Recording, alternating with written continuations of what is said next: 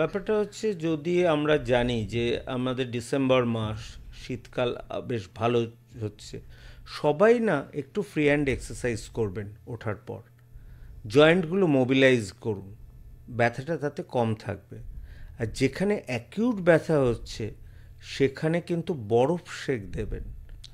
ব্যথার জায়গায় কিন্তু গরম সেঁকের চেয়ে বরফ সেঁক অনেক বেশি উপকারী, কারণ বরফটা ইনফ্লামেশন কমায়। আপনি জায়গাটা ইনফ্লেমড হয়েছে কি করে বুঝবেন? জাস্ট হাত দিন জয়েন্টের উপর, দেখুন জয়েন্টটা গরম হয়ে রয়েছে কিনা। যদি জয়েন্টটা গরম হয়ে থাকে তাহলে জয়েন্ট ইনফ্লেমড হয়েছে, তাহলে সেখানে আইস প্যাক দেওয়াটা একমাত্র সলিউশন। প্যারাসিটামল 500 মিলিগ্রাম খেতেই পারেন, তাতে কারোর কোনো অসুবিধা হবে না। আর টোটকা ট্রিটমেন্ট, সেটা আপনারা সবাই জানেন, কাউন্টার ইরিটেন্ট।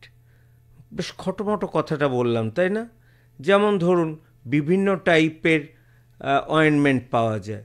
এগুলোকে কি আপনি ভাবছেন অয়েনমেন্ট লাগালে যে, মানে ধরুন কোনোটা এম দিয়ে নাম, কোনোটা ভি দিয়ে নাম, এগুলো দিলে আপনি দেখেন ব্যথাটা কমে যাচ্ছে। এটা কি দেওয়ার সাথে সাথে রক্তের মধ্যে প্রবেশ করে? মোটেও না।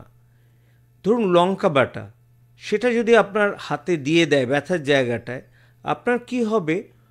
ব্যথার অনুভূতি ওই লঙ্কার জ্বালার অনুভূতি হয়ে যাবে। আর একটা সাবস্টেন্স পি বলে একটা জিনিস তৈরি হয়, যেটা কাউন্টার ইরিটেন্টকে খুব ভালো কাজ করে।